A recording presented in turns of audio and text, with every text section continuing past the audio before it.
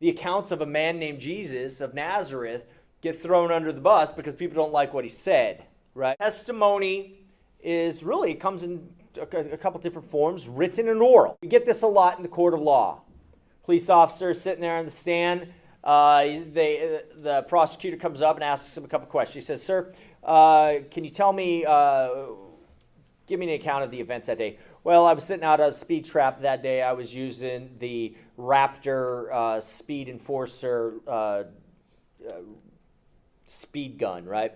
He says, "Sir, has it been calibrated?" "Yes, I calibrated it yesterday." "And how do you calibrate it?" And then he gives that testimony, right? Tells you all these things to let you know that his piece of gear is working properly and he appropriately did his work on it to make it calibrated.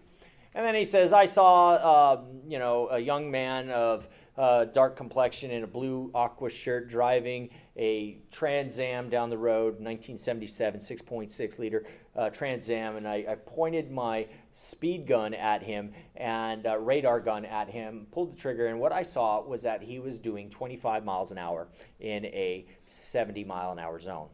So I thought to myself, I better pull this guy over. There's something suspicious." So I pulled him over and I said, "Sir, can I see your driver's license and registration?" And he says, "Here." And I said, "Do you know how fast you were going?" And he says, 25. "That's right, under the speed limit." And so, now you're getting testimony, right? Testimony also comes in a written form. But in written form, we believe in George Washington by and large because there are textbooks written about him, correct?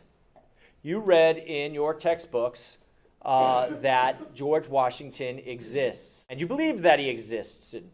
And you believe certain stories about George Washington, that he was a general, that he was the first president of the United States, that he had wooden teeth. But you got it through some form of testimony, and often it's written.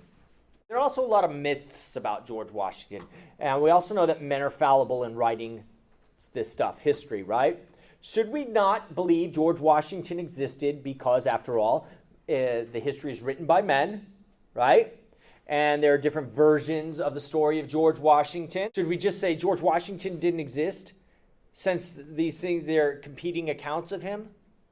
I mean, after all, don't the British have their version of George Washington too? I mean, and since there are different accounts of him, shouldn't we just throw the whole concept of George Washington out?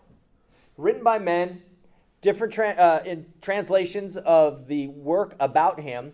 There are different accounts of him from different people. So why should we believe him? Now, what have I just given you a criticism of and put George Washington in the place of that?